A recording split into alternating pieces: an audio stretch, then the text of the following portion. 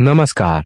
इस वक्त की सबसे बड़ी खबर बिहार के समस्तीपुर जिला से आ रही है, जहां बिहार विधानसभा चुनाव 2025 का समय ज्यों-ज्यों नजदीक आ रहा है, सभी संभावित दल व संभावित प्रत्याशी अपनी किस्मत आजमाने से पूर्व क्षेत्र के लोगों का मन टटोलने के लिए क्षेत्रों में निकल पड़े हैं। जबकि बिहार विधानसभा चुनाव की घोषणा होने में अभी करीब 1 वर्ष का समय शेष है, बावजूद राष्ट्रीय पार्टियां व बिहार की क्षेत्रीय राजनीतिक पार्टियां विधानसभा क्षेत्र के विभिन्न इलाकों में ताबड़तोड़ बैठकें, सम्मान समारोह आदि करने में जुट गई है। इसी क्रम में उजियारपुर विधानसभा क्षेत्र के लोग भी स्थानीय उम्मीदवार की मांग को लेकर मुखर होने लगे हैं। स्थानीय लोग भी अब स्थानीय उम्मीदवार की मांग को मुद्दा बनाते हुए बिहार विधानसभा की तैयारी शुरू कर दिया है।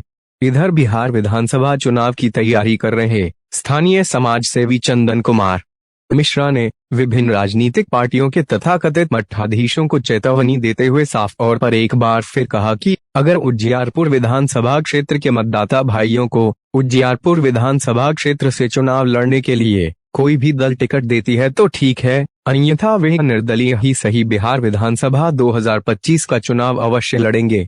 इस दौरान समाज सेवी चंदन कुमार मिश्रा ने यह भी बताया कि अब उजियारपुर का युवा भीख मांग कर अपना अधिकार नहीं लेगा, अब वे स्वयं अपने हाथों में नेतृत्व लेना चाह रहा है।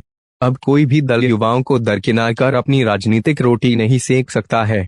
अब सभी राजनीतिक पार्टी के आकाओं को यह भूल जाना चाहिए कि अब उजियारपुर के युवा उनके पीछे जय हो करेगा और इलेक्शन के समय युवाओं को अपने साथ लेकर 200-400 रुपए देकर और वोट ले लीजिए।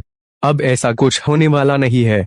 अब उजियारपुर के युवाओं को लोकल नेतृत्व चाहिए। अब उजियारपुर का नेतृत्व लोकल युवा ही करेगा। अगर कोई दल लोकल युवा को टिकट देते हैं तो वोट मिलेगा। अगर आप में से कोई टिकट नहीं देते हैं तो वे तो उजियारपुर के युवाओं को नेतृत्व देने के लिए तैयार हैं। इस दौरान उन्होंने यह भी कहा कि स्थानीय युवाओं को होने वाली सारी परेशानियों में वे उनकी मदद के लिए दिन रात तैयार रहते हैं, चाहे वह परेशानी जैसी भी हो। स्थानीय उम्मीदवार के नाम पर उजियारपुर के युवा भी उनके साथ हैं। इस दौरान उन्होंने यह भी बताया कि वे भारतीय जनता पार्टी के सांगठनिक सदस्य हैं। आज भी भारतीय जनता पार्टी का एक कार्यक्रम था और उस कार्यक्रम में मौजूद लोगों में भी संगठन के प्रति तकलीफ देखी गई। बावजूद कोई भी आदमी इस मुद्दे को पुरजोर तरीके से उठाना नहीं चाह रहा है। इस दौरान उन्होंने मांग करते हुए कहा कि अब स्थानीय युवाओं को संगठन, सत्ता में तथा राजनीति में हिस्सेदारी चाहिए। उजियारपुर इस बार का चुनाव अपने दम पर लड़ेगा और अगर स्थानीय उम्मीदवार को कोई दल टिकट नहीं देता है तो वे स्थानीय होने के नाते इस बार बिहार विधानसभा चुनाव 2025 में अपनी दावेदारी अवश्य पेश करेंगे।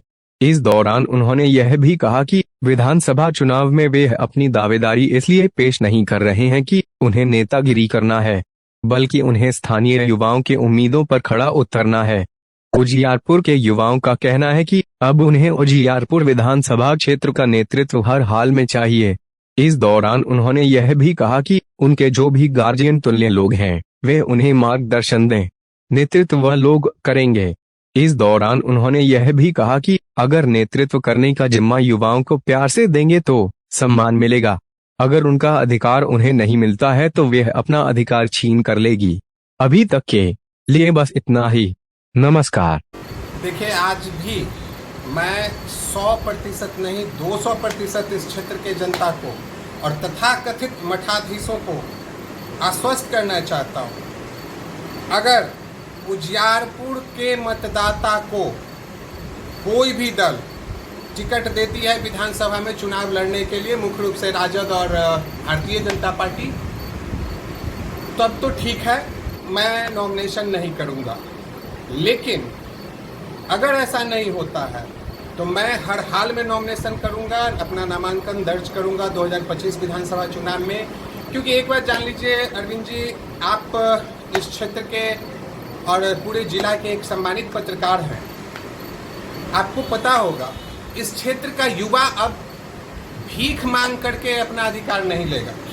अब वो स्वयं अपने हाथ में नेतृत्व लेना चाह रहा है।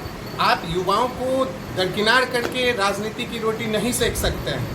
अब आप भूल जाइए कि अब आपका जय हो पीछे पीछे जाकर के युवा करेगा और आप बस इलेक्शन के समय में युवाओं को अपने साथ लीजिए, 200-400 रुपया दीजिए और वोट ले लीजिए।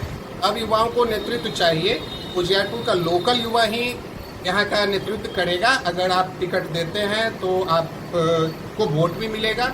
अगर आप टिकट नहीं देते हैं तो मैं तो यहाँ के युवाओं को नेतृत्व देने के लिए तैयार हूँ। और आप स्थानीय होने के नाते इतना तो ज़रूर जानते होंगे, स्थानीय जो भी समस्या होती है स्थानीय युवाओं को, तो उस समस्या को चाहे वो थाना का हो, एसपी ऑफिस का हो, प्रखंड का हो, कलेक्ट्रेट का हो, मैं या मेरे लोग उनका मदद करने के लिए हर वक्त तैयार होते हैं। तो अब युवाओं से मेरी अक्सर बात होते रहती है और वो अब तैयार हैं।